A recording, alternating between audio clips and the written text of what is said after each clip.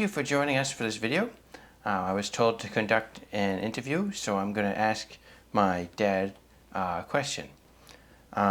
So you have been working on a book. Thank you for having me. Oh, you're welcome. You've been working on a book for quite some time. This is true. I was wondering what you're working on at the moment. Like what? So you want the details, huh? You want some? Yes. Details. Well, let's see here. We're working on a section that's called knowledge, and we're talking about the 4 functions of knowledge. Do you know what those 4 functions are?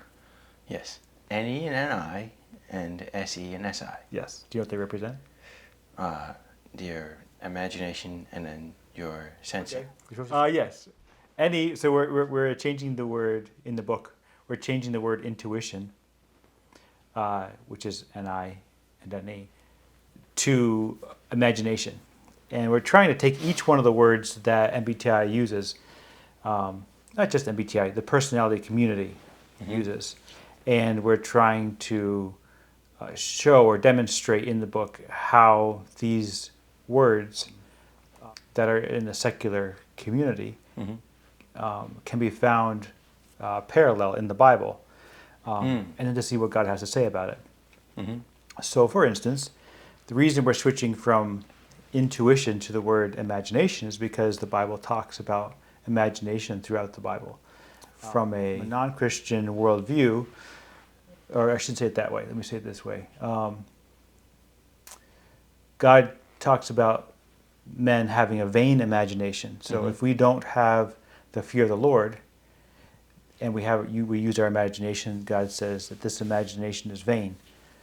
But he also calls us to use our imagination when he says things like, the invisible attributes of God can be clearly seen in his creation. So I'm showing how God calls us to use our imagination. But if we don't use our imagination with the fear of the Lord, it's vain. So all of the parts about knowledge, we're talking about how we see different people using these functions predominantly in their life, and then we're looking to see how the Bible uses that terminology. So, in my case, I have an objective imagination. So, right now, a particular part of the book is we're showing how an objective imagination needs a strong memory to be able to recall different data points. So, if you think of a weatherman who has to predict what's the next likely outcome for tomorrow, the end of the week, they'll look at different weather patterns. They'll look at different things from the past to try to accurately predict, the weather. And the weatherman, the more vague he is, the safer he is. But he's also very useless if he says, tomorrow we're going to have seasonal weather, or tomorrow it's probably not going to snow. Thanks, Mr. Weatherman.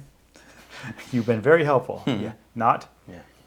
So the weatherman has to basically put his reputation out there and predict things. And then when he does that, he becomes useful if he's accurate. And so there's this give and take relationship with objective imagination.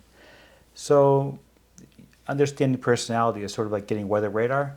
You can watch an ESTP front moving in with an ISTP cold front moving to the south, and you can predict, basically through personality, likely outcomes to situations before they actually happen based on how people are designed. It's just like the weatherman, though. Only God knows the future. But we can look to the past because we know the past repeats itself. A quote that I just put in the book, Mark Twain, he said, history does not repeat itself, but it does rhyme. So history rhymes. I like that a lot because there's never been a Robert Matthew Hebner walking the face of the earth, ever. In the history of mankind, there's not been this Robert Matthew Hebner with this design, in this family, in this country, in this very, very unique situation. But man, can history help you with your life? Can history help you kind of plan for the future. So history rhymes. I like that. And that's kind of a section we're working in right now. So it's a lot of, you're working a lot on NESI. At the moment, yeah. But we'll talk about each one. So you use NI, so subjective imagination, with objective sensing. And that'll be in about 5 or 6 more pages from here. We're at chapter 5.